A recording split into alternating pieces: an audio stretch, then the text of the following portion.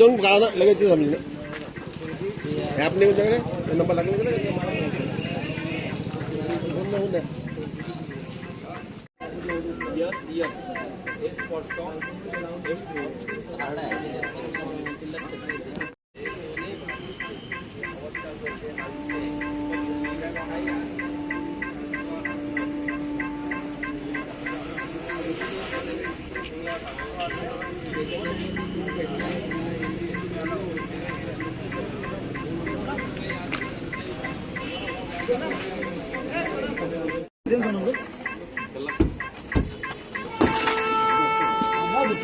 पोलिसाची गाडी ते तिकडे सर तिकडे सर सर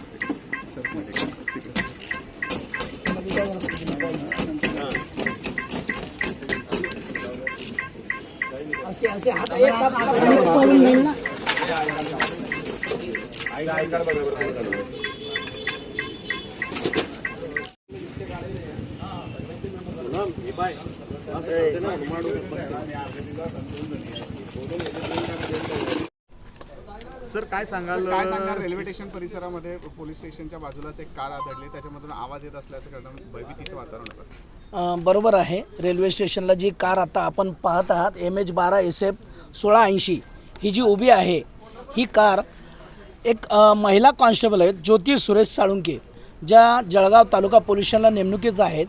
त्यांनी ही कार 2 ते 3 दिवसापूर्वी या ठिकाणी पार्क करून त्या मुंबईला गेलेल्या आहेत कामानिमित्त. आवाज कसला येत होता? हां, तर तो जो आवाज येत होता त्या कारच्या मेकॅनिझममध्ये काही डिफॉल्ट झाल्याने त्याचं इंडिकेशनचा प्रॉब्लेम होऊन त्या इंडिकेशनचं ते आवाज येत होता. शोधक पथकाच्या द्वारे सुद्धा या कारची तपासणी करण्यात आली आहे. बरोबर आहे.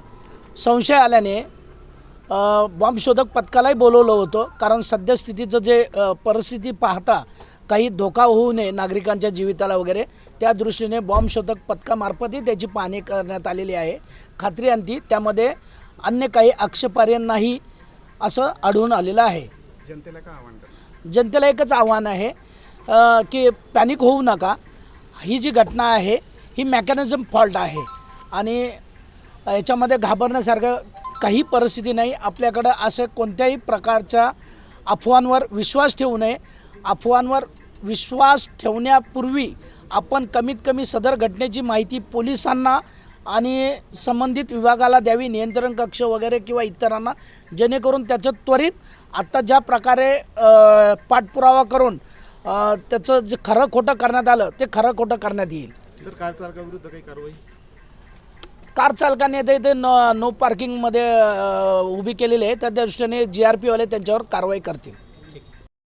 गांधी तीर्थ, निसर्गाच्या सानिध्यात महात्मा गांधींच्या जीवनावरील जगातील पहिले मल्टीमीडिया म्युझियम. आजच भेट द्या. गांधी तीर्थ, जैन हिल्स, जळगाव. अधिक माहितीसाठी www.gandhifoundation.net वर व्हिजिट करा.